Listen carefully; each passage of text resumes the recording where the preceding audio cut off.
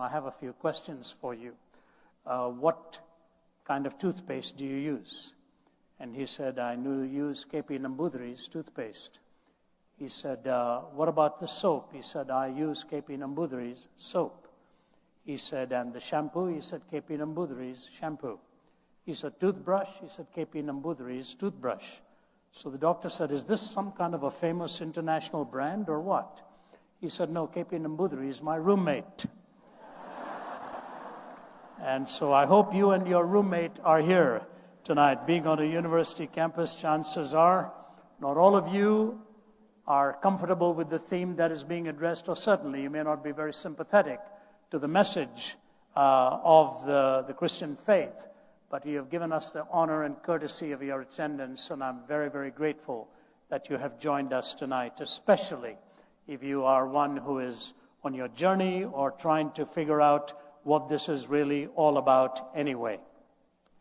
The themes that we cover on campuses are oftentimes given to us by people who invite us as to what would be relevant. And if we can't handle the subject on hand, we'll let them know. We have a team of about 47 speakers as my colleagues, placed in 15 different countries. And tonight I'm having the honor of Abdu Murray from Detroit, Michigan, joining me after I finish. He'll take a few minutes to talk to you, and then we will both field your questions. Abdu is a trained lawyer from the University of Michigan, got his law degree there. His roots go back to Lebanon, and now living, of course, in the United States. He's the author of the book, The Grand Central Question, and also one on understanding the critical analysis of various worldviews. So he'll join me later, and after I finish my talk, he'll take a few minutes and we will field your questions. I don't think it is questionable at all, but that we are living in very, very critical times. And I don't mean this to be a political statement, although it's a slanted comment on it. When I go overseas, as we cover a lot of countries, within about 10 days, I'll be doing a few campuses in India. And I have absolutely no doubt several of them are going to come up to me and say, what is going on in the American political arena? As they watch the debates, as they watch the vitriol, as they watch all kinds of strong language being used and personal attacks being made, rather than ideas being questioned and challenged. We recognize full well that this is a time of crises on the global scene. Many years ago, I was in Syria, about 5-6 years ago, and I was a guest of the chief of intelligence in Damascus. They always called me in whenever I arrived to remind me not to get into the political turmoil of that part of the world, and I always gave them my word. But I looked at the chief of intelligence, surrounded by the military brass, and I said to him, I don't get into the politics of the region, sir, but it would be very helpful to me if you can briefly tell me, what do you think is going on in this part of the world? And I want you to know this was before anything like ISIS, any of the crises that had erupted, before the Arab Spring, and so on. And his answer to me shocked me because it was made in a statement or two. He said, Mr. Zacharias, if things do not change here within the next 5 years, this whole place is going to blow up. If things don't change here within the next 5 years or so, this whole place is going to blow up. And how do you come back with another question on that? The fact of the matter is that there is an incredible uncertainty as weapons of destruction pile up, and those controlling some of those weapons come from backdrops and political structures where they are more demagogically controlled than the will of the people or some ethical underpinning that drives their passions. And so I want to begin with two comments and then lead into a basic backdrop against which I want to address these issues of the four major questions of life. It was in the 1970s, I believe, that Malcolm Muggeridge, that prolific writer, made this comment. He said, "It is difficult to resist the conclusion that 20th century man has decided to abolish himself. Tired of the struggle to be himself, he has created boredom out of his own affluence, impotence out of his own erotomania, and vulnerability out of his own strength. He himself blows the trumpet that brings the walls of his own cities crashing down until at last, having educated himself into imbecility, having drugged and polluted himself into stupefaction, he keels over a weary, battered old brontosaurus and becomes extinct." Now, the fascinating thing about Muggeridge is that as a journalist and as one who described himself as being fatally fluent, lived an indulgent life, was a latecomer to Christ, also a chaplain of the University of Edinburgh, resigned his position from the chaplaincy when he saw the trend of where education was going, and on the basis of all of that, talked about how we'd created boredom out of our own affluence, impotence out of our own erotomania, vulnerability out of our own strength, and how this weary, battered old brontosaurus keels over and becomes extinct. About a few years before he said that, Dr. Martin Luther King Jr. received the Nobel Prize for Peace.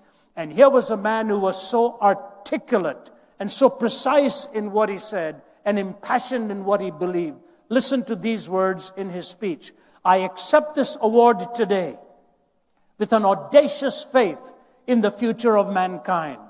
I refuse to accept the idea that the isness of man's present nature makes him morally incapable of reaching up for the eternal oughtness that forever confronts him. I refuse to accept that man is mere flotsam and jetsam in a river of life. I refuse to accept the view that mankind is so tragically bound to the starless midnight of racism and war that the bright daybreak of peace and brotherhood can never become a reality. I refuse to accept the cynical notion that nation after nation must spiral down a militaristic stairway into the hell of thermonuclear destruction." Now here's the line. "I believe that unarmed truth and unconditional love will have the final word in reality." I believe that unarmed truth and unconditional love will have the final word in reality. So to you as young, bright minds in one of the finest universities of the world, I have this question to you.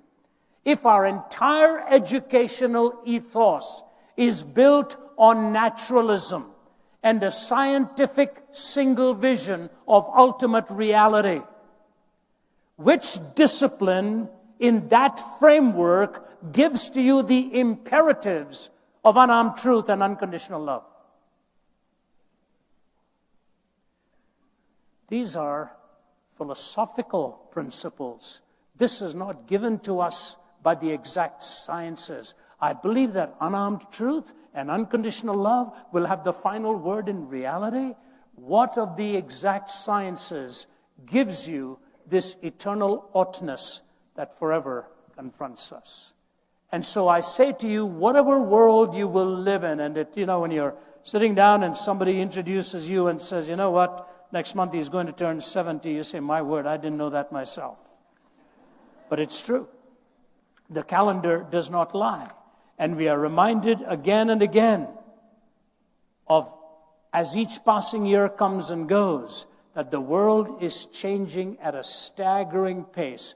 I have no idea what kind of world will be yours 10 to 15 years from now. But I'm hoping it is the kind of world that Dr. King talked about. The bright daybreak of peace and brotherhood.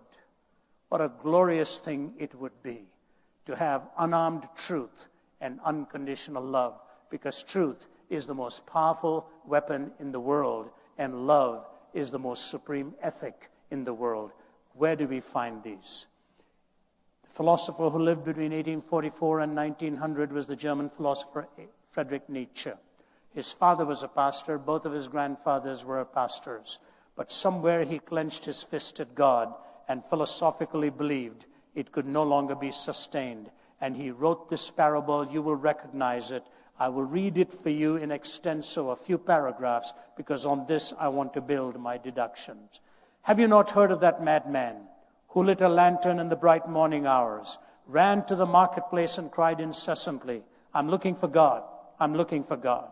As many of those who did not believe in God were standing together there, he excited considerable laughter. Have you lost him, said one. Did he lose his way like a child, said another. Maybe God is hiding. Is he afraid? Is he afraid of us? Has he gone on a voyage or emigrated? So they shouted and laughed him to scorn. But the madman sprang into their midst and pierced them with his glances. Where is God? He cried. I'll tell you, we have killed him, you and I. We are all his murderers. But how have we done this? How were we able to drink up the sea? Who gave us a sponge to wipe away the entire horizon? What did we do when we unchained this earth from its sun? Whither is it moving now? Whither are we moving now? Away from all suns, maybe? Are we not perpetually falling forwards, backwards, sidewards, in all directions? Do you notice the metaphors he's using here? They are poignant. Are we not perpetually falling backwards, forwards, sidewards? Is there any up or down left? Are we not straying through an infinite nothing? Do we not feel the breath of empty space? Has it not suddenly become colder? Is not more and more night coming on us all the time? Must not lanterns now have to be lit in the morning hours? Do we not hear anything yet of the noise of the grave diggers who are burying God? Do we not smell anything yet of God's decomposition? God's decomposed too, and he's dead. He remains dead, and we killed him. Now, how shall we, the murderer of all murderers, compose ourselves? Because that which was holiest and mightiest of all that the world has yet possessed has bled to death under our knives. Who will wipe this blood from us? With what water should we purify ourselves? What festivals of atonement? What sacred games will we need to invent? Is this not the greatest of deeds, too great for us to handle? Must not we now ourselves become God, simply to seem worthy of it? There's never been a greater deed, and whoever shall be born after us for the sake of this deed shall be part of a different history than all history hitherto. This tremendous event is still on its way, still traveling, and has not yet reached the ears of men. The madman fell silent and regarded his listeners. They too were silent. They stared at him in astonishment. He threw his lantern to the ground and it broke, and he went out. I come too early. Maybe my time has not yet come. It has been related further on the same day that the madman entered diverse churches and there sang a requiem, Eternum Deo. Let out and quieted, he is said to have retorted each time, what are these churches now if they are not the tombs on the sepulchres of God? God is dead. We have killed him. I remember taking some courses with the famed Don Cupid, who was professor at Emmanuel College, Cambridge University. He was an Anglican priest turned atheist. And I remember on more than one occasion he would walk up to the window and point to the school opposite and the spires of a church, and he said, this was all our heritage at one time. It's gone. We no longer can believe any of this. Ironically, a few miles down the road was John Polkinghorne, one of the leading quantum physicists who was a latecomer to Christ, in whose lectures he would be arguing for the rationality and the defense of God's existence. And so the worldviews collide. If you take Nietzsche's words, then I have 4 unanswered questions that will bring coherence to your life and mine. The first is this: where do we find our moral framework? Where do we find a moral law? If naturalism is completely in control, if materialism is all that there is, and there is no absolute, remember what Nietzsche said, there is no up and down. There is no up and down. And so if you listen to politics, it's right or left. There is no up and down. They don't believe in the vertical, transcendent notion anymore. Will lanterns have to be lit in the morning hours? What sacred games will we need to invent? Are we not perpetually falling? As Chesterton said, there's only one angle at which you can stand straight and many, many angles at which you can fall. Chesterton went on to say the tragedy of disbelieving in God is not that you end up believing in nothing. Alas, it is much worse. You may end up believing in anything. And we're testing the angles now. Where is there a moral law? The irony of this is as follows. Adolf Hitler took the Nietzschean phrase of a higher history, took the writings of Nietzsche, personally presented Nietzsche's writings to Stalin and Mussolini, and between these three created a kind of a hell in this world. And I've given the illustration so many times, but I never tire of it, because we are always not far away from being forced to repeat the same mistakes. It was in the 1980s, during the Cold War, when I happened to be visiting Poland and Russia. I'd never been to those parts of the world before, and my host in Warsaw took me one day to visit the concentration camp of Auschwitz. I had been to Buchenwald and Dachau and some of the other camps, but they were not death camps, so emotionally I was not prepared for it.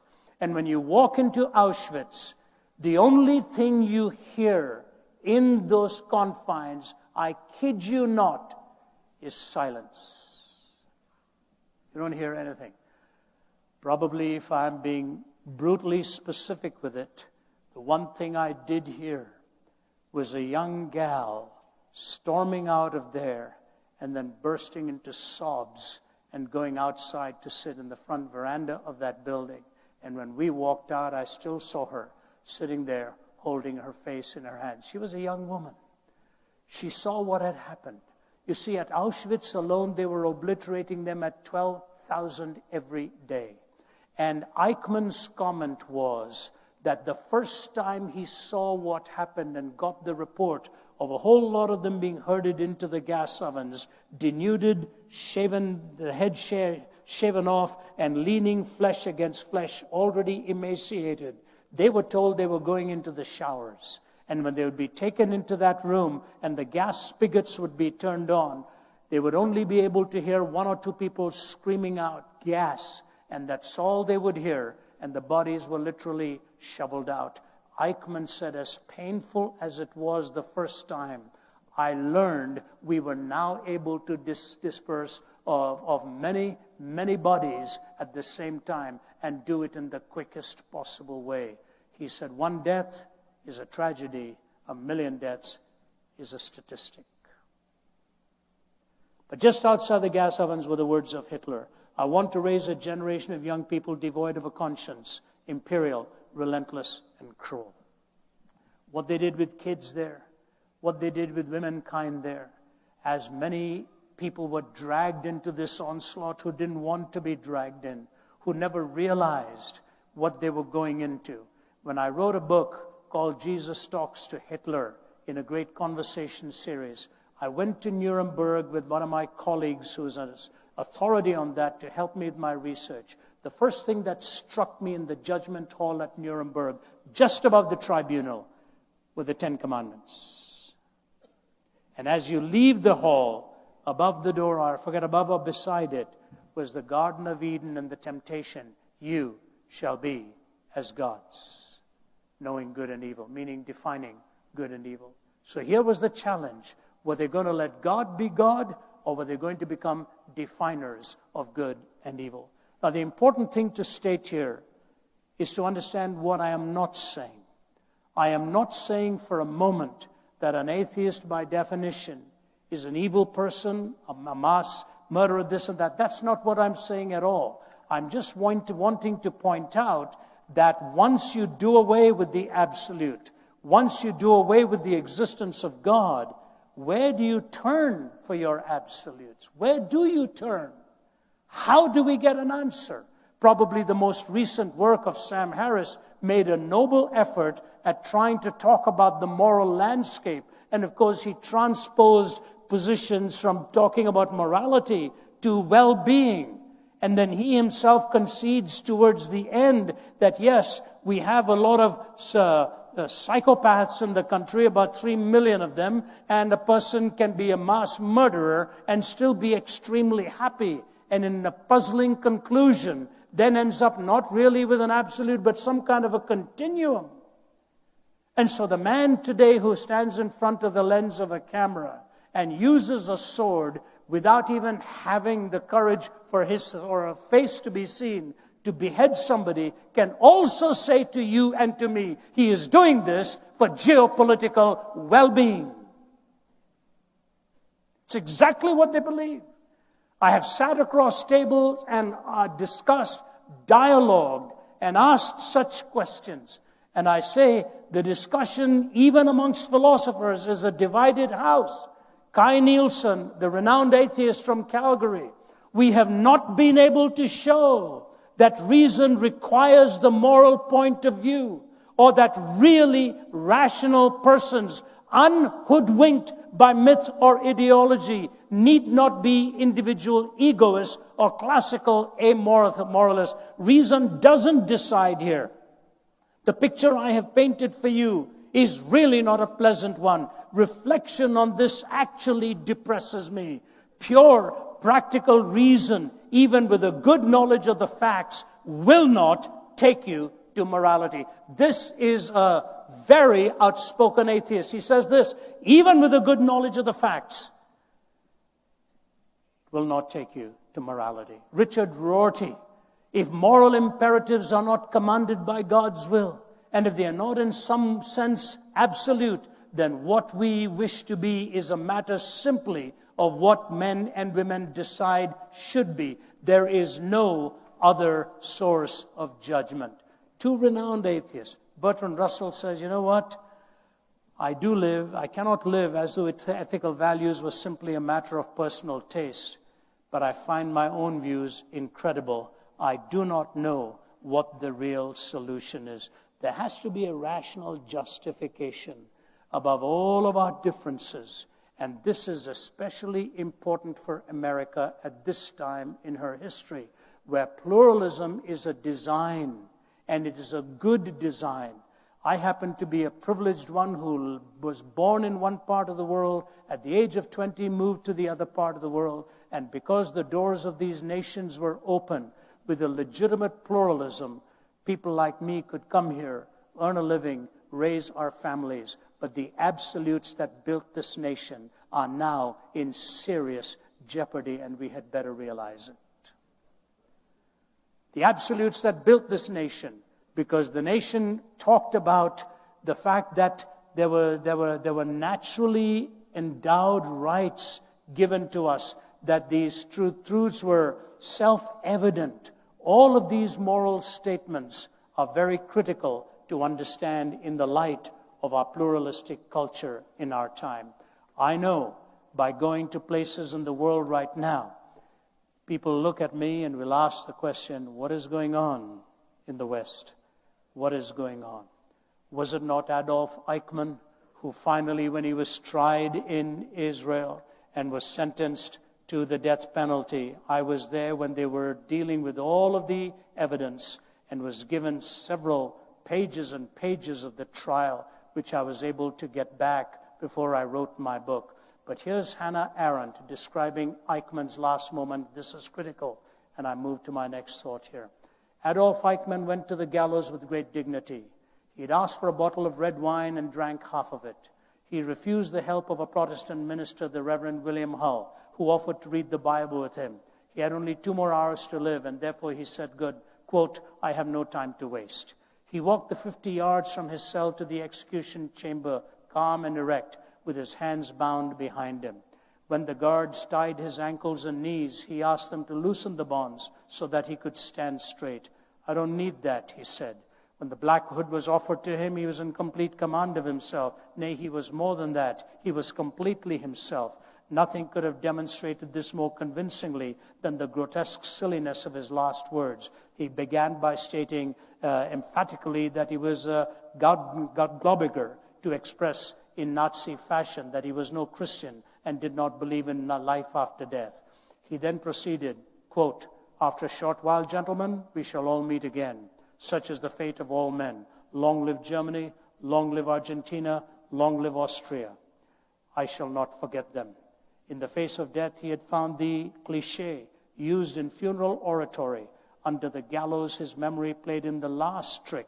He was elated, and he forgot that this was really his own funeral. It was as though in those last minutes he was summing up the lesson. I want you to hear this now.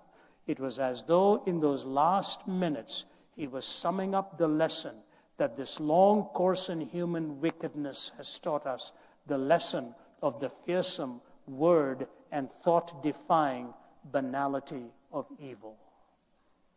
Evil had become trivial.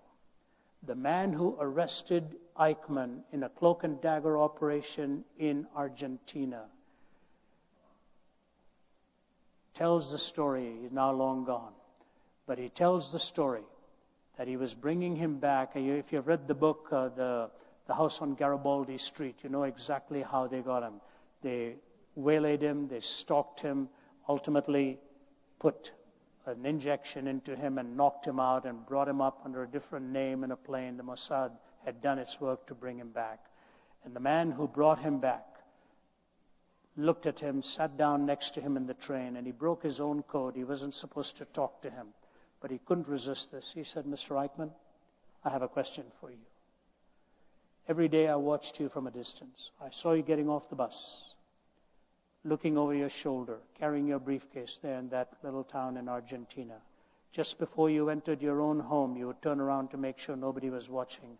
I was watching you, sir, from a distance, behind the bushes. I was watching you. But I noticed something, Mr. Eichmann. Every day, as you opened the door, there was a young boy who was waiting for you and leaped into your arms." Who was that boy? He said, "He was my son." He said, "Mr. Eichmann, how old is your son?" He said, 8. He said, "You killed my nephew who was 8. Can you tell me what was the difference?" And Peter Malkin, with the Israeli Mossad, was sitting by his bed waiting for the answer. And Eichmann turned to him and said, "Peter, my son was not Jewish."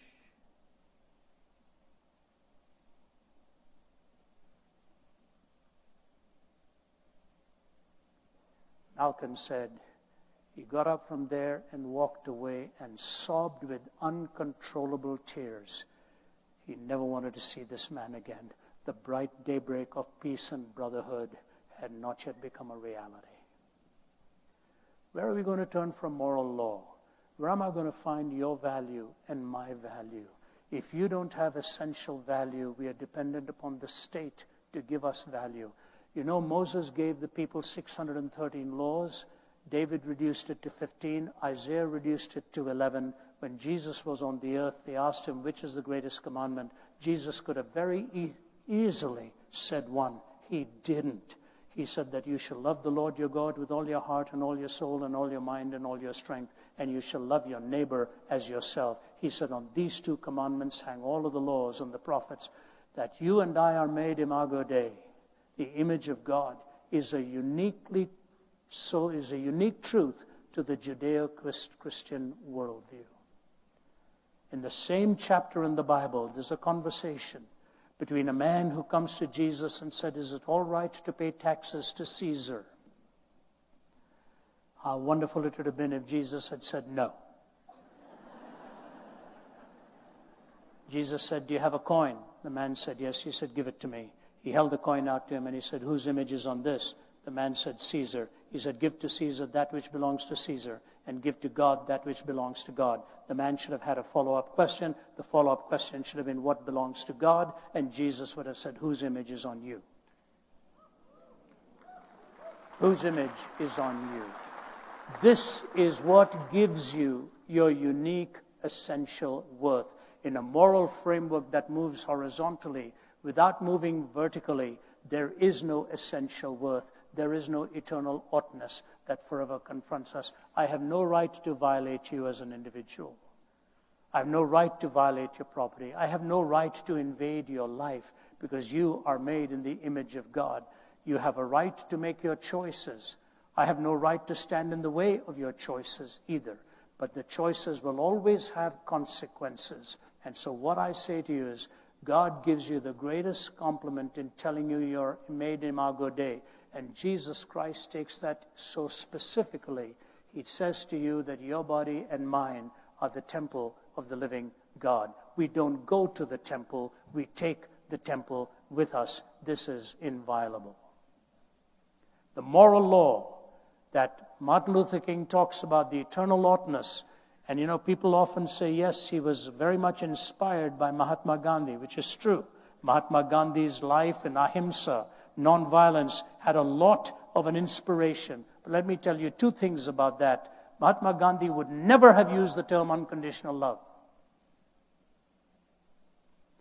because that is very much from the Judeo-Christian worldview. And Gandhiji carried a New Testament wherever he went and often would quote from the Sermon on the Mount. And it is fascinating that in one of Gandhi's homes in India is a quote by Bertrand Russell. And outside that home, the banner says this: "It is doubtful that the Mahatma would have succeeded in his effort, except that he was appealing to people with a Christianized conscience." So here was an atheist applauding the success of a pantheist because of appealing to the conscience of a theist. You see how important it is to understand that a moral law has to have this transcendent value. But secondly and quickly, not only is the question of a moral law unanswerable from a horizontal perspective, Guy Nielsen sustains that. Even J.L. Mackie argues for the struggle.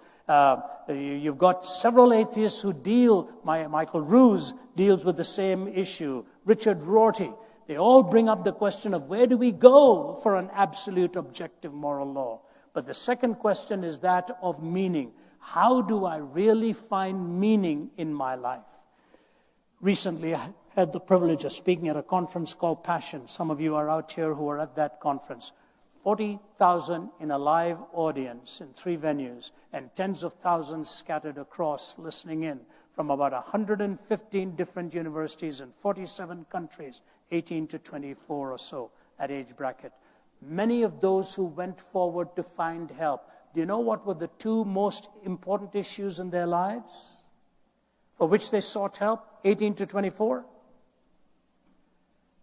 Number 1 was among the young guys, especially struggling with pornography. And number 2 was the stalking, haunting fear of suicide. I don't know if they ever saw the logical connection. Pornography denudes the other person. Doesn't just disrobe, denudes the other person in exchange for a feeling. The person who's hooked by it is not looking for a person. The person who's hooked by it is looking for a feeling ultimately that no one person in the world can satisfy. And once you have robbed the other person of any value, you ultimately denude your own self, and there is no purpose and meaning found. Now, that logical connection wasn't there in my life, but the end result still was.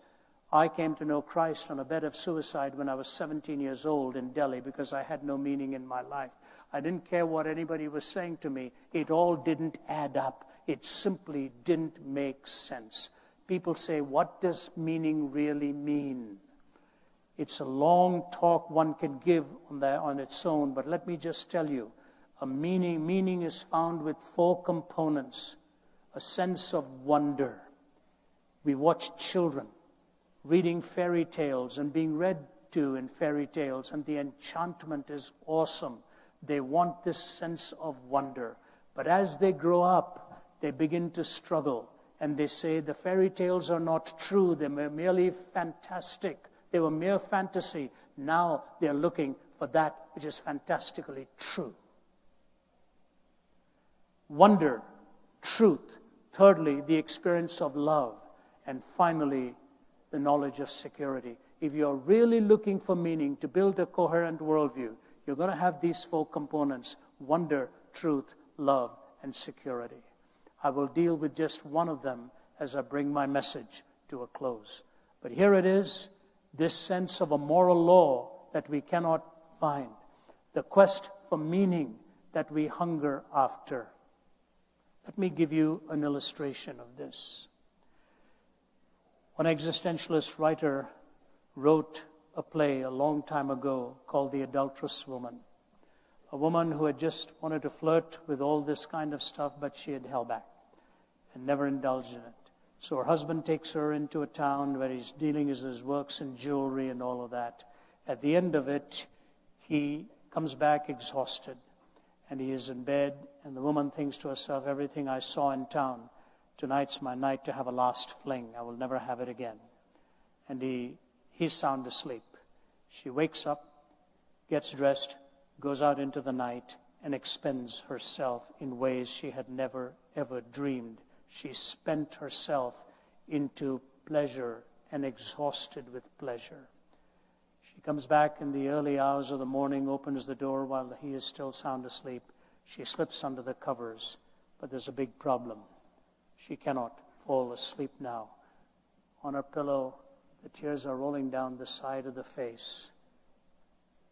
And her husband hears the sobs and wakes up and looks at her and said, what's the matter?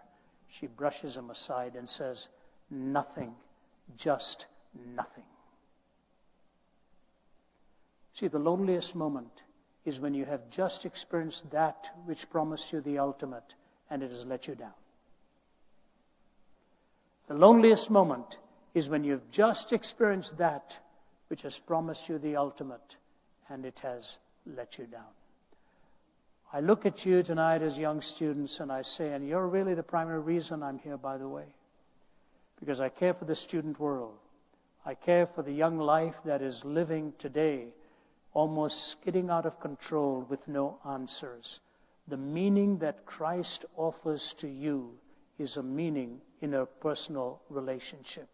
Justice Antonin Scalia just passed away last week, and some of the channels were playing some of his major speeches. He was considered one of the brightest intellectuals on the Supreme Court bench. Whether you agreed with him or not is not the issue here. Even those who disagreed with him were good friends and said the man was made of sterling character. And in his speech, I was just puttering around the house, and I heard him make 3 statements back to back, and I thought, what on earth is this about? He was behind the lectern, he said, I want you all to hear me. He said, sophisticated thinkers can believe in God. That's what he said. Next statement, sophisticated thinkers can believe in a personal God. Third statement he made, sophisticated thinkers can believe in the person of Jesus Christ, the very Son of God. And meaning comes ultimately in finding the sacred that binds the diversity of your proclivities and gives it that homogeneity of a supreme expression that is bound by the skin of the sacred. The sacred is what gives life meaning. So you know where the boundaries are. You know where the purpose is. Moral law, unanswered. Where do we find the sacred? And if we don't find the sacred, we have no meaning. Where are the answers? Thirdly, and quickly I say to you, what about hope? Where is hope really found if life ends in the grave? One of my great privileges is to speak to our military bases. I'll be doing 2 or 3 of them this year. I've always gone there to minister to our men and women in the armed forces. Whenever it is finished, they always line up and will talk to me, to have a word of prayer, and talk about the dangers with which they live. I was led into this when I was 25 years old, speaking in Vietnam. I was a young undergraduate student, invited to speak in Vietnam, going from military base to military base. And I saw death on the side of the highways. I saw death as we flew in the choppers all around, going from one venue to another. I saw death and dying in military hospitals, where in some places, unless you had a burn on your body, there were 2 bodies to each bed. And when I saw the horrors of that kind of warfare, I said, what are we doing to our fellow human beings? And yet these are the very ones who look for hunger and look for hope. I was just meeting a gentleman from Egypt before we came in here. My colleagues and I were in Egypt in November. And one night we spoke to a large number of young people. On that given night alone in Cairo, over 500 young men and women responded to the invitation to follow Jesus Christ. Their life had been empty. They realized the moment had come to see what it is that Christ offered to them. And before And before I move to my final thought, I had a dialogue with Sheikh Hussein, the leading Shia cleric in Syria. He sat from the table there with an interpreter, always kept addressing me as professor, even though I told him I wasn't a professor. But he kept respectfully calling me Professor Zacharias, Professor Zacharias. He would ask me a question about my faith, I would answer him. I would ask him a question about his faith, he would answer me. What a marvelous moments they were to dialogue cordially with somebody of a different worldview. And people listening to this for nearly 3 hours. When it was over, he leaned forward and said something through the interpreter. I said, what did he say? He said, Mr. Zacharias, maybe it's time for me and my people who follow a different faith to stop asking if Jesus died on the cross and to start asking why.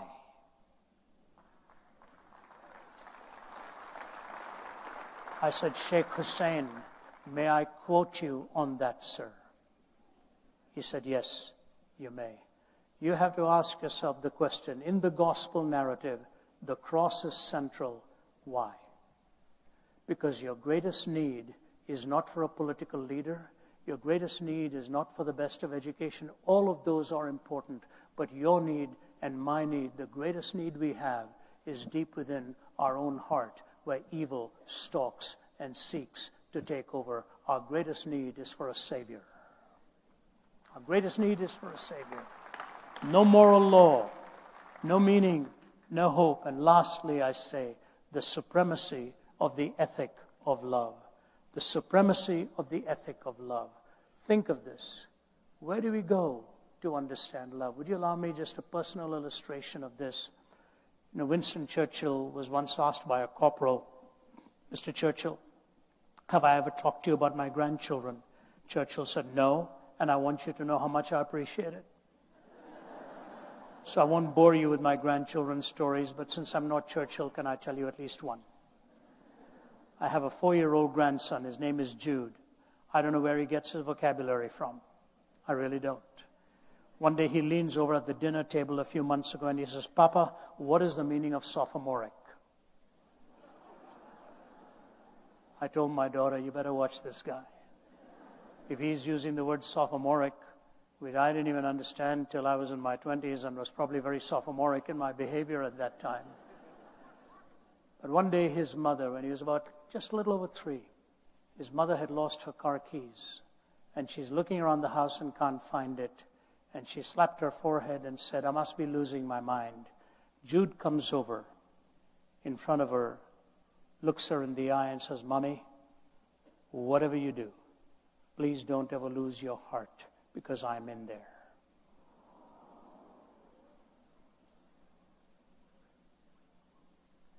And I ask you, where did that intuitive statement come to him from? Where did that statement come to him from? See, the longing for love is very real in your life and mine. But we only think of romantic love, or we only think of other loves. In the Greek language, there are 4 loves: agape, storge, phileo, and eros. Storge, protective love; phileo, friendship love; eros, romantic love. It all hangs on agape, which is God's love. If you lose God's love, you cannot define the other 3. And so the love that you and I long for, that binds it all together for you and me, which is something that, by the way, Bertrand Russell himself said he never found in life. And when I go from place to place in this world to preach the love of Christ, I think of this, and I close with this. In John 3:16, the Bible says, For God so loved the world that he gave his one and only Son, that whosoever believes in him should not perish, but have eternal life. About 25 words, depending on which exact translation you use. About 25 words. What do you have in all of that? You have that which is causal. God so loved the world that he gave his only Son. You have that which is filial. You have that which is sacrificial. You have that which is relational. You have that which is eternal. And it is all bound up in the judicial. It is all bound up in the judicial, causal, filial, relational, eternal, sacrificial, all bound up in the judicial. We say we are a country of laws. I say to you, God is the one in whom there is no contradiction, and the moral law is an intrinsic part of his character. Everything in love, everything in sacrifice, everything in relationship, everything that he offers to you and me is built within the legal framework of God's being, in whom there is no contradiction. Where there is contradiction, there is breakdown. So in these 4 issues alone, of law, meaning, hope, and love, they are the unanswered questions of naturalism. There is no objective source of defining them. In the Judeo-Christian worldview, they correspond to reality in measuring it. They cohere in a worldview. And so I present to you that option as worthy of your investigation. That's why Jesus said, I am come that they might have life and have it more abundantly. We'll have a chance to take your questions. May God richly bless you. Thank you for giving me a hearing.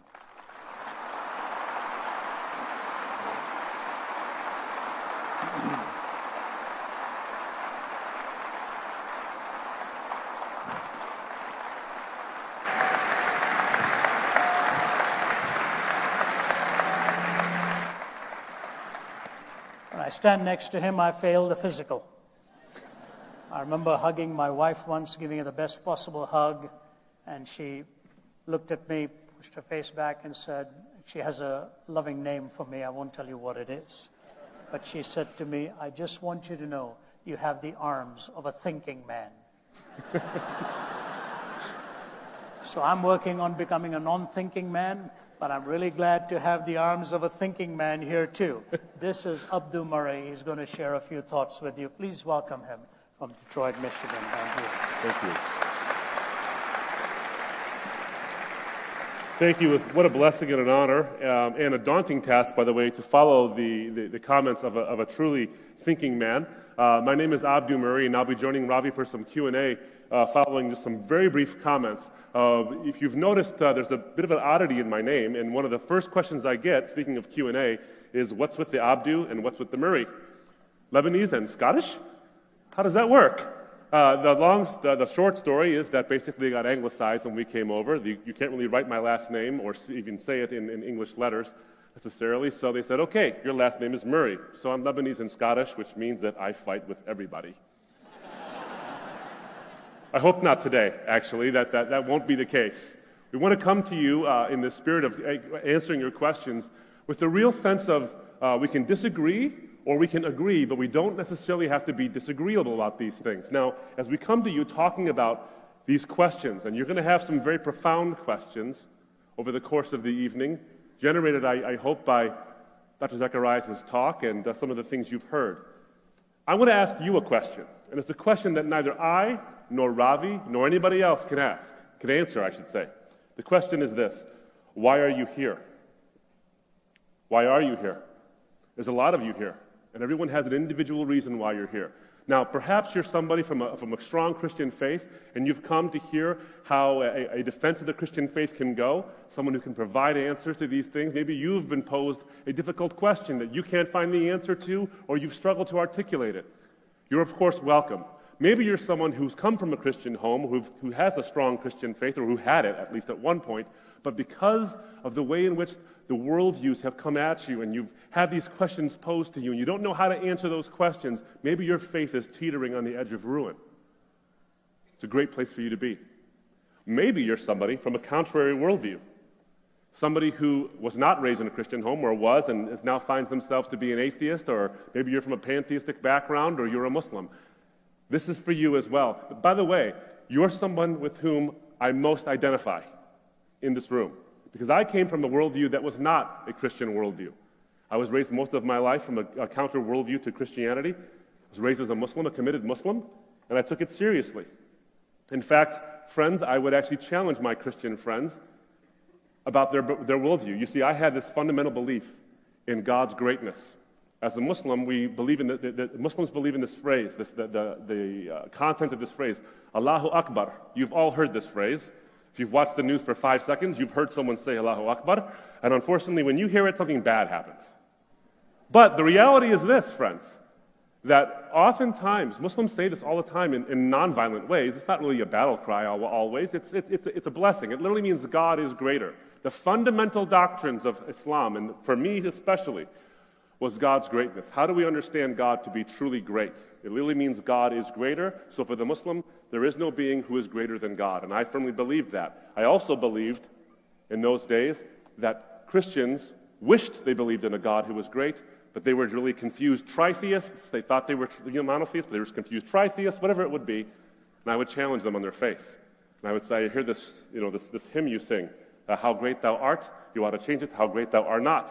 And I would go into it, challenging the Trinity, the Incarnation, the Atonement, and the Bible itself in terms of its validity. But a funny thing happened in the way of the mosque, as they say. I was confronted with the credibility of the Christian faith. By the way, I was an equal opportunity faith knocker outer over. It wasn't just Christians I was looking at. There were people from contrary worldviews, whether atheist or a Hindu or a Buddhist, whatever it was. But Christians were low-hanging fruit in the area I grew up in.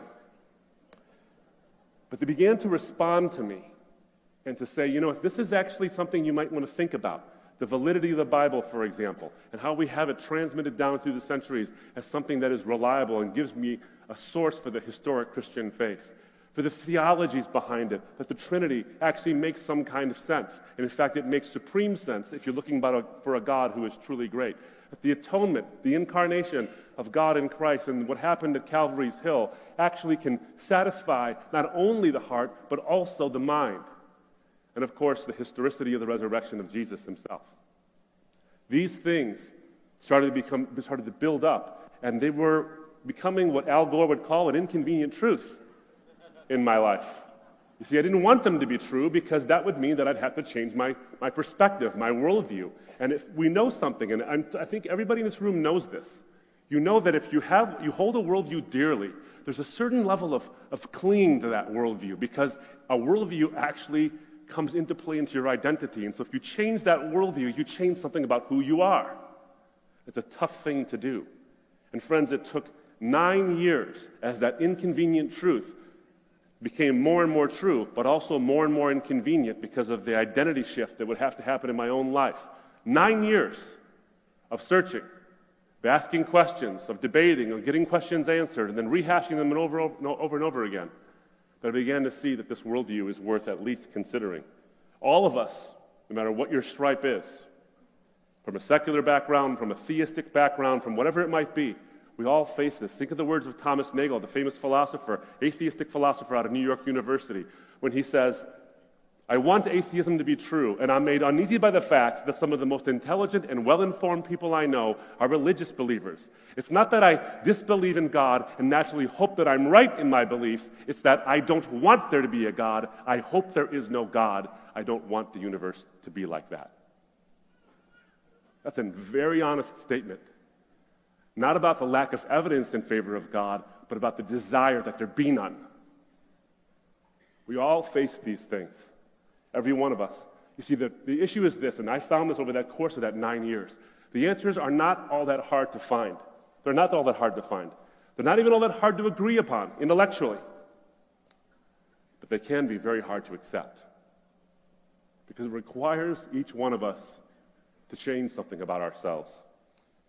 C.S. Lewis made the statement, if you look for comfort, he said this actually, he said, if you look for truth, you will find comfort. But if you look for comfort, you will get neither truth nor comfort, only soft soap to begin with, and in the end, despair. It's very important you hear what he's saying here. He's saying if you look for truth, you will find comfort in the end. But if you look for comfort primarily, you will get neither. Only a soft soap to begin with, but in the end, there will be a despair. Because truth has a way of catching up to us. But we want to sort of serve that comfort. I certainly wanted to. I can tell you this, I identify with that. I wanted desperately for the Christian worldview to not be true, especially the gospel of Jesus and him dying on a cross. You see, I thought that if I believed in a God who was great, how could it be that the God of the universe, the God of all creation, could become incarnate in a limited body and die on a cross at the very hands of the sinners he created? How is this God great exactly? But then I realized something, and Dr. Zacharias mentioned it about the whole supreme ethic of love. Think about this. In Islam, you do have a God who is loving. It's a conditional love, but it is there. But he would be supremely that way. If God is the greatest possible being, then he would express the greatest possible ethic, which is love, in the greatest possible way. And what is the greatest possible way that is possible to express love in? Sending books for us to follow, rules, regulations. These might be acts of love, but they're not the supreme act of love. The greatest possible way to express the greatest possible ethic is self-sacrifice. And if you and I are capable of doing that, ought not the God of the universe, the greatest possible being, be able to do that himself? And the cross of Christ, the historic cross of Christ, and that empty tomb proved he did it.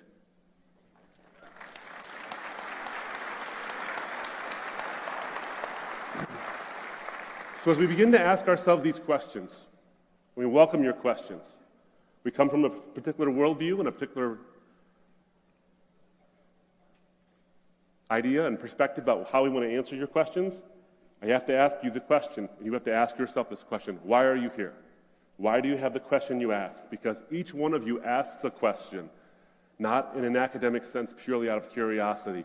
That is there. But also you are a unique individual with a unique history and a future you worry about. And so your questions are always tied to the person.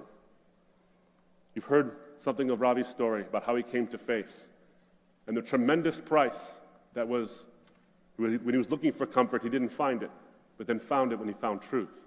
You've heard a little snippet of my own story, but as I close, I want to say this from C.S. Lewis, who called himself the most reluctant convert in all of England, that from the Christian perspective, we embrace this idea of experiencing the cost of truth, because the one who we claim is the very embodiment of truth experiences the price himself.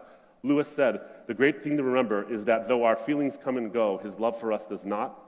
It is not wearied by our sins or our indifference, and therefore it is quite relentless in its determination that we shall be cured of those sins, at whatever cost to us, at whatever cost to him. It is the self-sacrificial God that I found as the search that my heart was longing for and my mind was longing for as well. I'll close with this. As Brian comes up and leads us in the question and answer period, in Colossians chapter 4, verses 5 and 6, the Apostle Paul says that we are to be careful how we walk toward outsiders, meaning non-Christians, walking in wisdom. And at the end of it, he says this: we ought to know how we ought to answer each person, not each question, not each objection, not each argument, not each issue. Because people need answers. People look for answers. Questions don't need answers. People do. People have questions in order to get those answers. It's my prayer that as Brian comes up and we take your questions, as you come forward to ask those questions, that it is not just your questions that are being asked and answered, but that you feel respected by us and that it is you who are being answered. Thank you so much.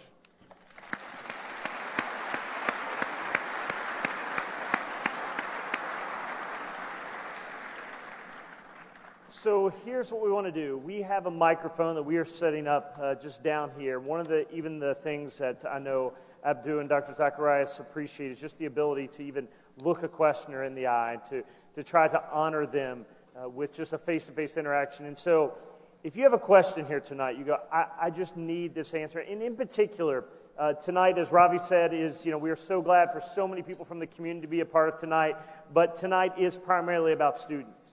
And to give students a chance, as many ideas are shared on a university campus that would be in conflict with what's been shared here tonight, to give students a chance. And so if you're a student here and you go, I have a question I want to ask, and in particular, if you're somebody who's going, I'm someplace along the journey, I don't even know where I'm at along the journey, but I've got a question that needs to be asked. We want to give you a chance and invite you to come up and to ask a question at the microphone. So if you have a question, you want to start making your way up here, we want to take any question, honor any questioner that we have here in the center tonight. So go ahead and feel free to make your way there.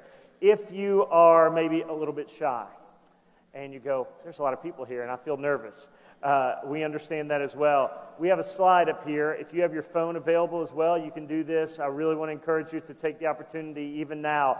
We won't have time to take all the questions here tonight. We'll have space for Q&A afterwards. But to find a space there to line up. But if you go, I have a phone, and you want to text in or tweet in, I think we've got a slide up here actually above my head here. Submit your questions. You can tweet a question in to UKY Ravi. You can use that hashtag on Twitter. You can also, if you want to text, that is the CSF cell phone, which I'm pretty sure will explode. So if you hear something, don't be alarmed. It's just a cell phone going boom. But you can text in a question as well if you have one there or you want to tweet that in. So if you have somebody here, I know there's a lot of people here, we want to honor any questions that you have. So we have an open mic, and I know a lot of people have some questions. So if you have anything you want to ask, feel free to make your way over.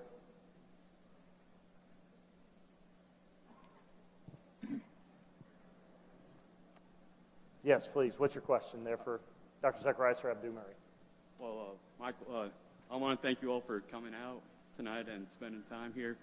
My question is, when debating atheists like Stephen Hawking and other people like that, how do you convince someone like him that God exists without using the Bible necessarily? Well, I was having lunch with Stephen Hawking yesterday. No, I'm just kidding.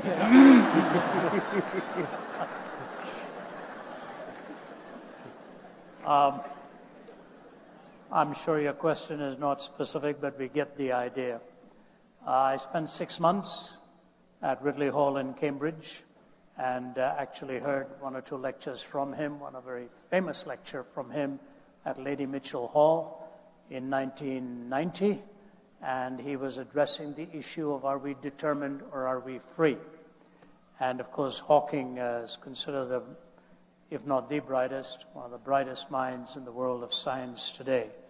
Which is very amazing to me. Of course, he can't speak because of Lou Gehrig's disease. He has this computer designed by a Caltech scientist, and either by the cutting into the infrared ray with his eyelid or with a movement of finger, he's able to select letters, texts, and so on. And it's amazing that so it takes him very long to even answer a question.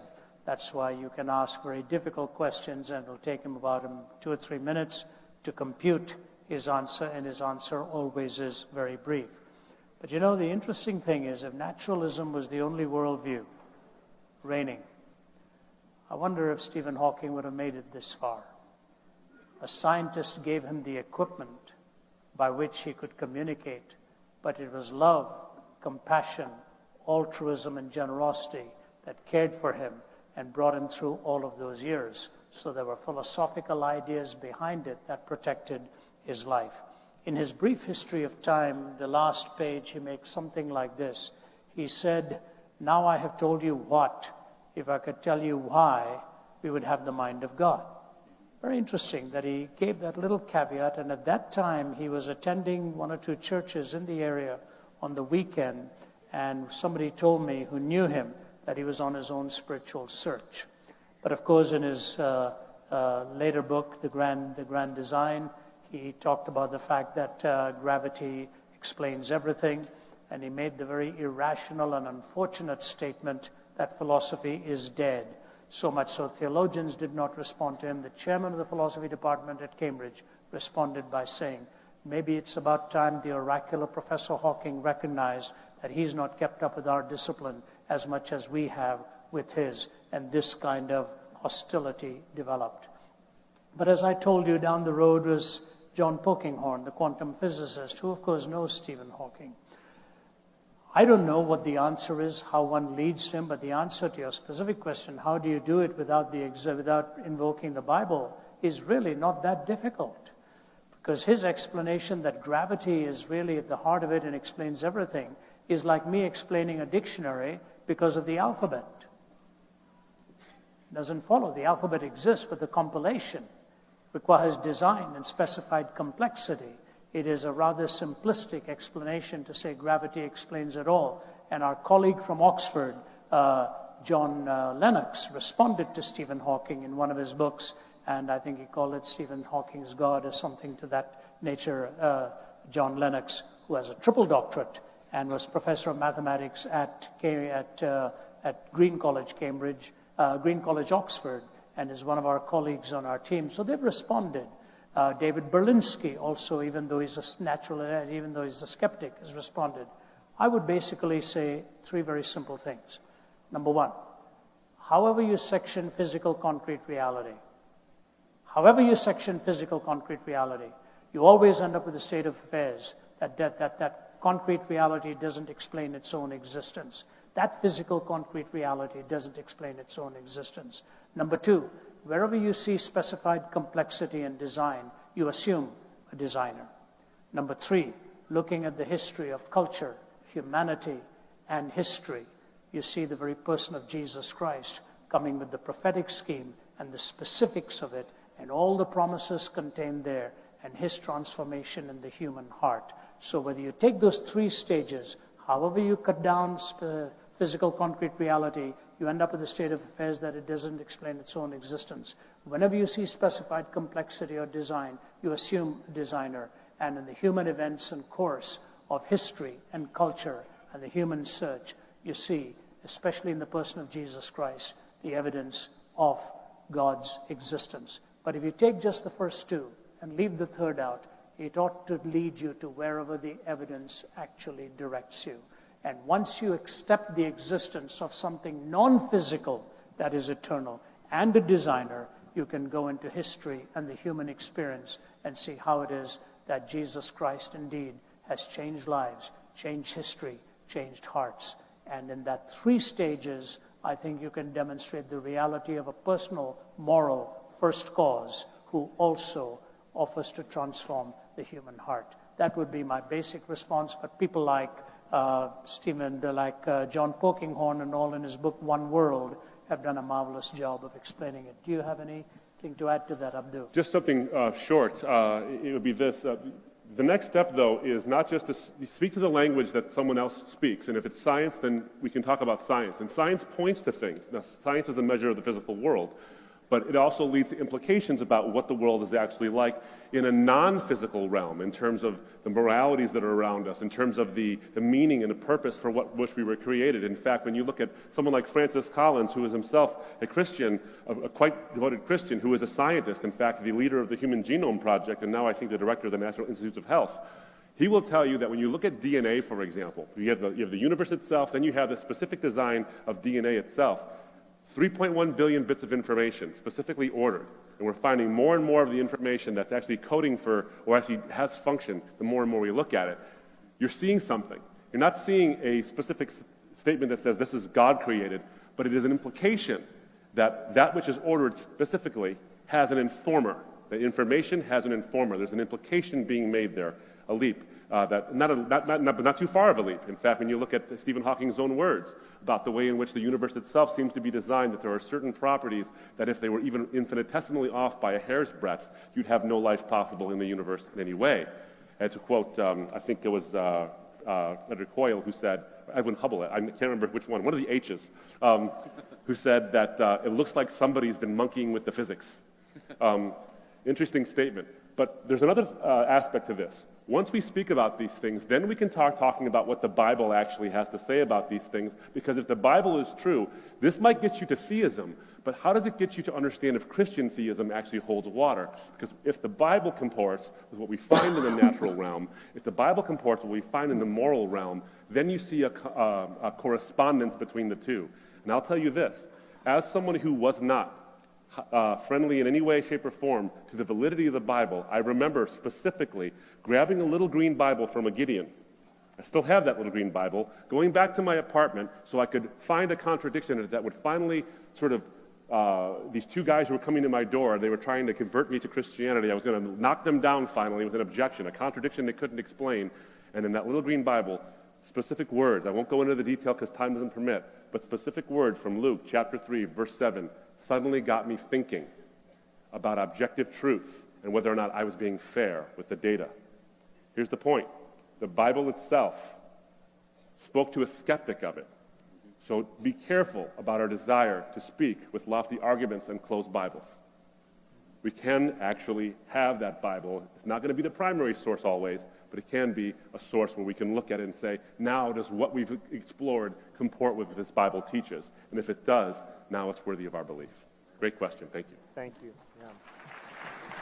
We have, we're going to take, this is going to be about a 30-minute time. We appreciate the time here, but we want to tackle as many questions as we can. Again, we're going to do some more afterwards. Dr. Zacharias and Mr. Murray will be down front, but a few more questions here. Please, go ahead.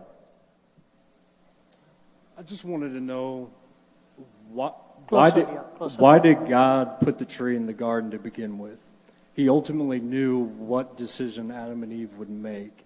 So why even put the tree there to begin with? Because it makes it just seem like we're just a big social experiment. Let me give a shot at it first.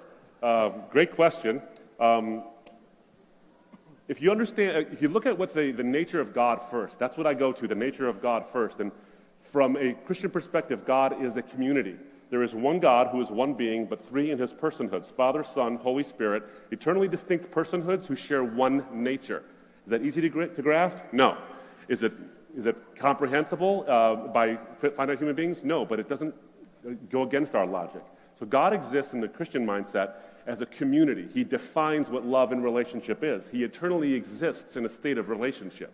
So you as an effect, he's the cause, but you as an effect actually crave, desire, want, covet, and mourn the loss of relationship. It's one of the key things about human existence. And you're the effect. Shouldn't the cause reflect something about that? And in this case, in the Christian worldview, the cause, who is a triune being who exists in relationship, actually explains why you, the effect, want it so badly.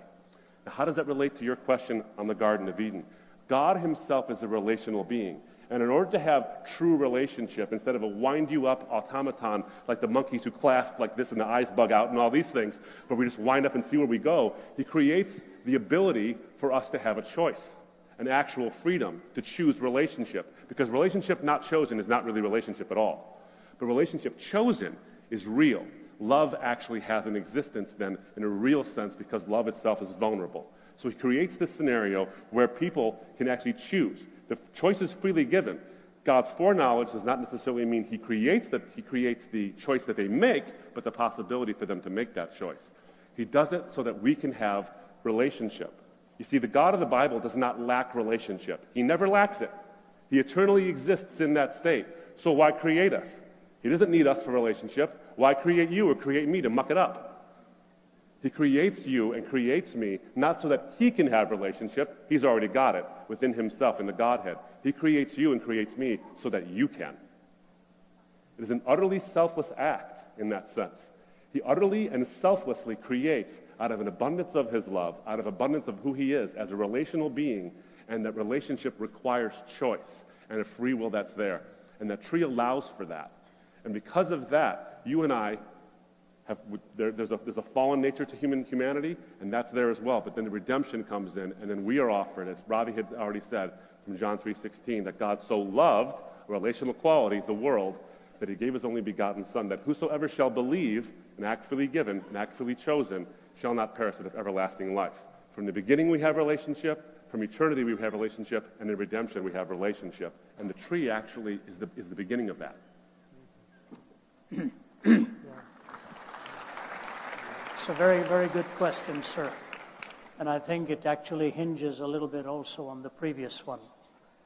You know, the thing about skeptics sometimes when they ask us these questions, and I'm not saying it's you because I don't know the background from which you're coming, is oftentimes I wonder whether they realize we ask these same questions. You know, we struggle with these issues. It's not like we think these are invalid questions. They are very valid questions. But what does the question assume? The question assumes something very critical, that the answer should be coherent.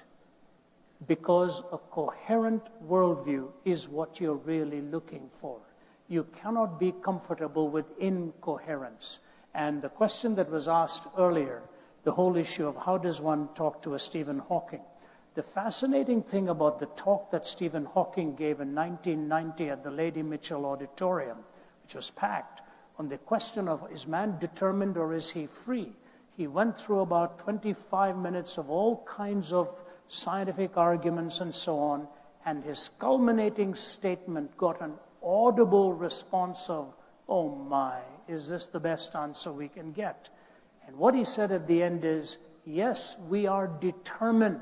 He was under the stranglehold of determinism right from the beginning in a naturalistic framework. He said, "Yes, we are determined, but since we do not know what is determined, we may as well not be." That was his concluding statement. Yes, we are determined, but since we don't know what is determined, we may as well not be. What he's really saying is, since we don't know the answer to the explanation for my conclusion, let us live as if it is not a legitimate conclusion. That's really what he was saying. So I say, when you're looking for a coherent worldview, look at it this way. What options would there have been for the great creator in the beginning of this? No world at all versus this world. Okay. Number two, creating a world where there would be no such thing as good or evil, an amoral world. Number three, choosing a world where we would only choose good, where we'd be predetermined to choose good. There would be the total constraint. So we've got three options. Nothing versus what we now have, no such thing as good or evil, or creating a constraint where we would only choose good and we would never make the evil choice. Or number four, creating this kind of world where there would be the possibility of good and evil, and we are given the option of the privilege of freedom and making the choice. Out of these four options, this option is the only universe and the only world in which love is possible. In the previous three, love is not possible at all. Love would not have been possible between the divine and human interaction. So I say this, sometimes these are mega questions and macro questions, and other times they are filtered down into micro questions in the fine-tuning of an individual life.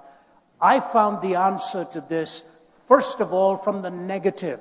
You take a naturalistic framework, you live with an incoherent world. I couldn't live with that. So how do I find coherence? In putting together the diversity in my own heart, which was put together by God.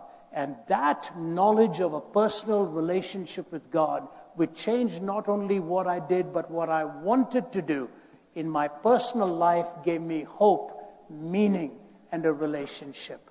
Let me give you just two quick illustrations because I think this is critical.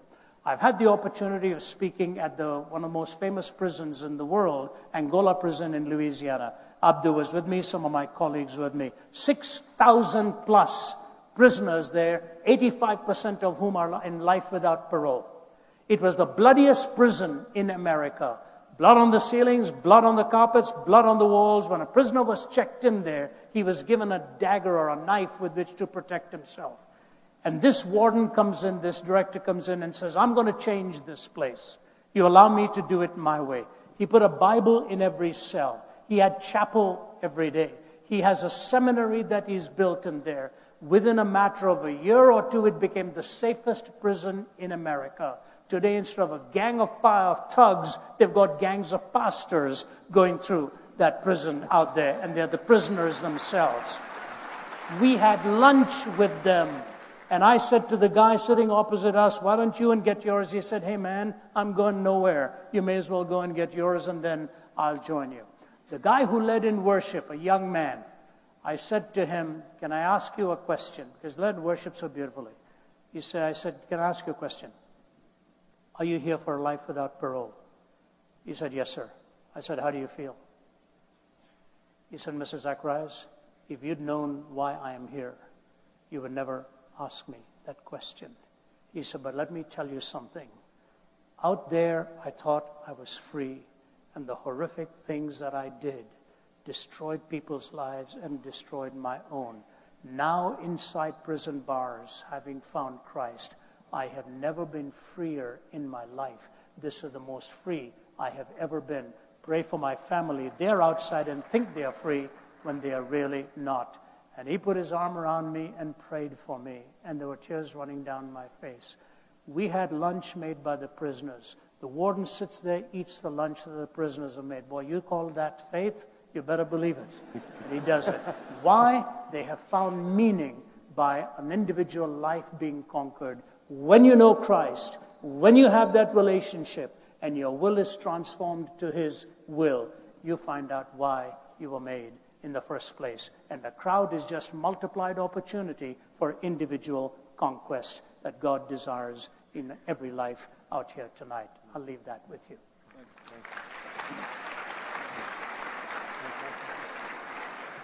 Let's take a question from Twitter or text, because we are going to respond to those at some point. We do want to at least take one from there, because if you have sent something in, our promise is that we will respond to those. If not tonight, you will get something in the coming days. But let's take one. I know you all have been working. You have something on the screen from us, a Twitter or text question?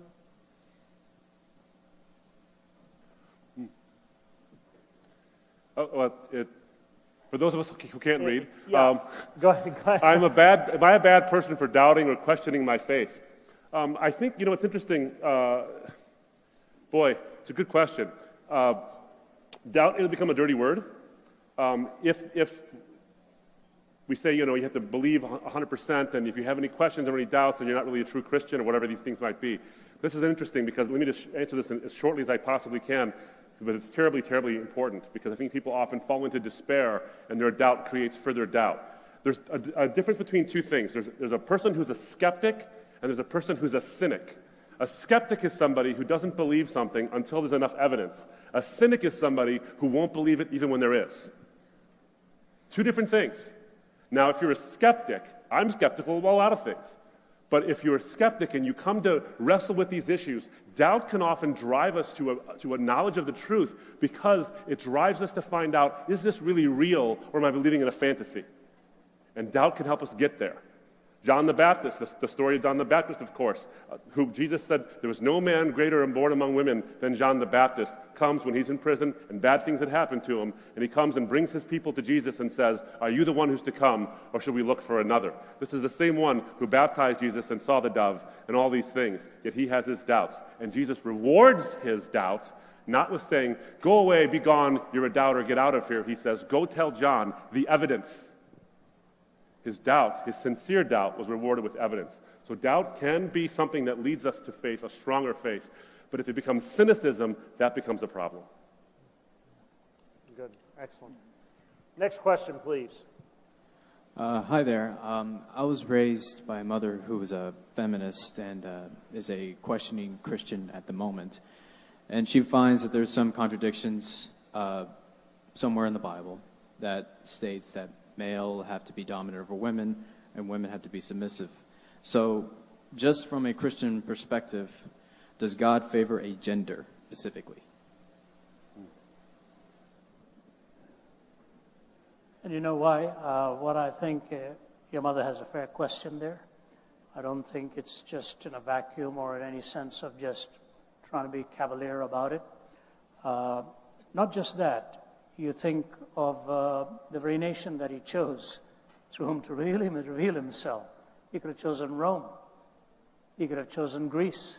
He could have chosen Babylon. In fact, William T. Ears, talking about it in a piece of poetry, said, how odd of God to choose the Jews. But then he went on to say, how odder still are those who reject whom God chose. God, I think, oftentimes in life, for the human life, chooses the weakest through whom to make his strength manifest. If you were to ask me what really makes this world, let me dispel one idea here. You often hear a statement, men are more cerebral, women are more emotional. Nothing is farther from the truth. But I'll tell you what I have found. Both are equal cerebrally, but women are more consistent in willing to let the thought be connected to the emotion. Men like to hide from the emotional ramifications of the thought. So if I talked to my mother, she'd immediately connect the emotion with what she was thinking. With my father, he could draw circles around it because he'd run from the feeling. I've talked to husband and wife. We were on a vacation once, and they had both lost a son. And the woman was talking to my wife and said, it has put such a strain on our marriage because my husband doesn't even want to talk about it while I'm breaking up on the inside. They both had the same thoughts. One was running from it. the other was willing to find the greatest bridge in life between the head and the heart. So even in theory, the whole idea is wrong. Secondly, some of the finest thinking in the world has been done by womankind. You see it. So this myth has to be dispensed with. It's purely an archaic thing. But to your question, is the Bible dishonorable like this in gender? We've just had Joe Vitale, who is on our team from Oxford. She has just defended her doctoral dissertation at Oxford on this very issue and this very subject, demonstrating how strongly the Bible speaks of the equality of the genders and what it is God has in mind and the complementariness of the two. So here's my question to you. If God were a discriminator against gender, the greatest truth on which the gospel hangs is the resurrection. If Christ be not raised from the dead, our faith is in vain. Why in heaven's name did he reveal himself to the women to go and tell the message?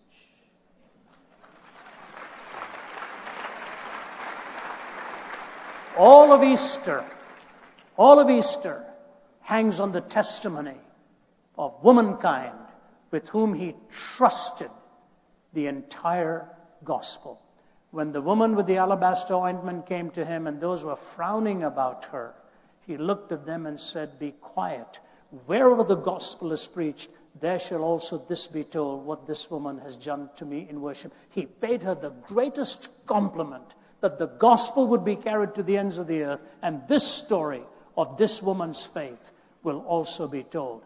He goes to Samaria, and he sees a woman of the well with 5 broken, shattered marriages. She was ethnically barred from the society, as it were, maritally broken and shattered 5 times. He made her the first evangelist to the Samaritan world. Imagine what an incredibly gracious God to remind us that none of us is superior to the other.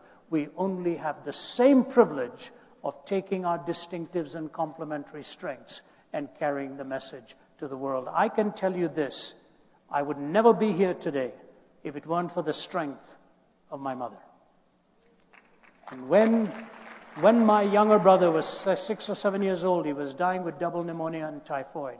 My dad had given up. Our family had given up. We were living in Delhi. And the doctor came and told us, my younger brother Ramesh, who's today the chairman of the Department of Pain Management at McMaster University in Canada. He was 6 or 7, dying. I remember seeing him as a bag of bones for the last time. I'm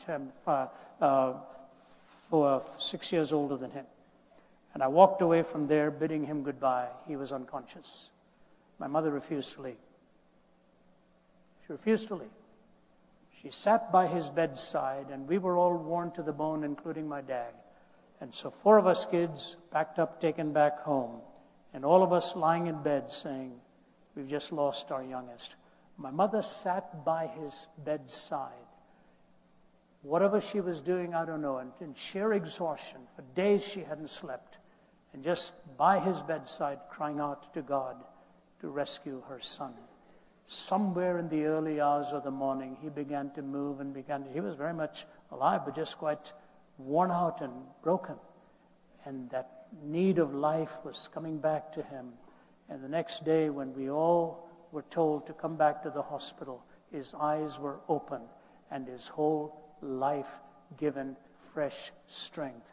There was only 1 out of the 6 of us there who had the strength to sit by that bedside and watch what loomed as a tragedy and watch the triumph to turn into victory. Anybody who thinks that's weak and lesser doesn't understand reality. God is the God of humankind. And the last thing Jesus said on the cross for the redemption of mankind was look at a young man and tell him not to forget his mother, to make sure she was also taken care of because a sword was piercing through her heart.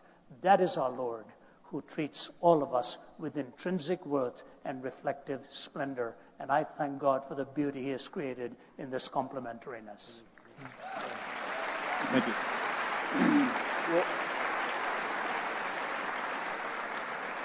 Let's do this. We're still going to have some time to answer questions in the back. We've got kind of a special thing I want to make sure we cover at the end. So let's do this. Let's do one final question.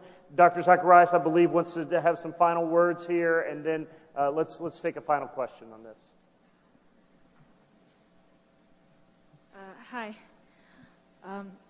I was wondering, I've grown up in steeped in church traditions. I went to a religious school. I still go to a religious school. And I feel that perhaps indirectly I've been taught that the most important thing about Jesus is his death. And I was wondering how true that is. Well, boy, without his death, there is no gospel. Without his resurrection, the death doesn't mean anything. I once gave a talk, great question, by the way. I once gave a talk at a business. I sort of was talking about Easter at Diversity Day, because they'd never had a thing about Easter done at this particular business. And I made this statement, and I think it's true, that Christmas without Easter is meaningless. Easter without Christmas is not possible. So you see the birth and the death and the resurrection all wrapped up into the same story. The story is a beginning, middle, and end. But when Jesus was asked, why have you come? He says, for this reason I have come. He's come to give his life as a ransom for many. That's the reason. Now that ransom is his death as a payment for sin, because what the gospel tells you and tells me is this. And by the way, if I can just have a short aside here, I love Jesus for a lot of reasons. One of those reasons is he's not a salesperson who tells you what you want to hear. He tells you what you need to hear. It's a very terrible sales pitch to say, you're evil, come follow me. What kind of a poster is that? But people do it anyway. He tells you what you need to hear, not what you want to hear, in distinction to every other worldview, by the way, which tells you that you can do it yourself. You're the one who can make it on your own, and I think if the 24-hour news is one of the worst inventions of the past 20, 30 years. I got a clap over here on that one. But one thing it does provide us, though, is ample evidence that man is in need of a Savior who's not himself. We need someone who's not us to save us from ourselves because of our innate evil and our sin. Jesus told us that 2,000 years ago. So we need someone who can redeem us, who can pay the penalty that we deserve. Jesus says, I'm that guy. Now, what's interesting is, if he died and stayed dead, then how would you know he's right? He could be dead and, well, maybe he was right, maybe he was wrong, who knows? He's like everybody else, so maybe he was wrong. But he didn't stay dead. His death is the payment. When he says on that cross, tetelestai, when he says that in the Greek, it actually means it is finished, it is accomplished. It's a financial term, paid in full. It's like a stamp on a document. The debt is paid. That is done for us. But you can know that he was right, that he took away the sins of the world through that death because of his resurrection. If he died and stayed dead, no way to know. But he didn't die and stay dead. He showed his conquering over that death, his conquering over the last enemy through the physical and, I believe, truly historical resurrection from the dead. So the death without the resurrection doesn't really show you anything, but the resurrection shows that the death meant something. In fact, let me just put it this way plainly, it meant everything. Thank you. Some years ago, I had the privilege of speaking at the United Nations, and they had asked me to speak on a search for absolutes in a relativistic world. It's a tough subject, especially in the early hours of the morning, and you get them in about 18 minutes. And what I did in my talk is talked about 4 absolutes that we really look for: evil, justice, love, and forgiveness. I said we all have the desire to call some nation an evil nation. You brand some nations evil nations. But you all also talk about justice. You want just societies. You all love your families and you miss your families. And then some of you are going to blow it ethically, and you need to be forgiven. Evil, justice, love, and forgiveness. So I said to them, where in the world did all of these converge at one point in history? There was pin drop silence. I said they converged on a hill called Calvary. And as that meeting was over and I presented to them the message of Calvary, they were lined up, the ambassadors.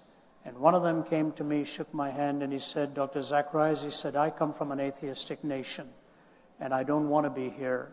My president asked me to come here. I hate being here. I miss being here. But I want to say to you, Today I have found out why I came here. I came here to find God. I came here to find God. Recently, I was in a Middle Eastern nation where the Minister of Finance came and asked if he could talk to me personally. Some of my colleagues know which one I'm talking about. He doesn't want to be there. So much violence. He sent his family out. And he said, I'm only here because of my faith and the sacrifice that Christ made for me, that I want to do my part in life. To take one aspect of the gospel and make it the most important aspect is actually that which God had joined together. Let no one put asunder. It is the birth, life, death, and resurrection. They are all put together. His death was spoken of, prophesied, and so was his resurrection. Even Paul struggled with that I may know him, the power of his resurrection, and the fellowship of his suffering, being made conformable unto his death. One thing the death of Christ does is answer for me the question of evil and pain and suffering that no other worldview offers. My colleague Vince Vitale and I wrote the book, Why Suffering? And in that I made the comment that God does not conquer in spite of the dark mystery of evil. He conquers through it. He conquers through it. So the cross is central, but it is not in isolation, because you and I do not need a guru. We need a savior to offer and heal that which is central to your life and mine. And the Cross of Christ by John Stott is one of the most powerful books I have ever read. If you haven't read that book by John R.W. Stott, it's an all-time classic. Please take it and read it. But it fits into the grand design of God's total plan. Thank you for asking that. And now I come to this closing. Many times, as the years have gone by, and I've been in this now for 4 decades, I ask myself the question, why am I doing this? What's in it for me? Your organizers will tell you, money is not even mentioned in this when we come. I frankly don't know who is paying for what in this. We just show up. We're here. And we cover 15 to 20 countries a year. Deep in my heart, I am persuaded that outside of Jesus Christ, there is no other answer to the haunting questions of your life and mine. I say that truthfully. As book after book has been written, I have no other answers. If there were, I would give them to you.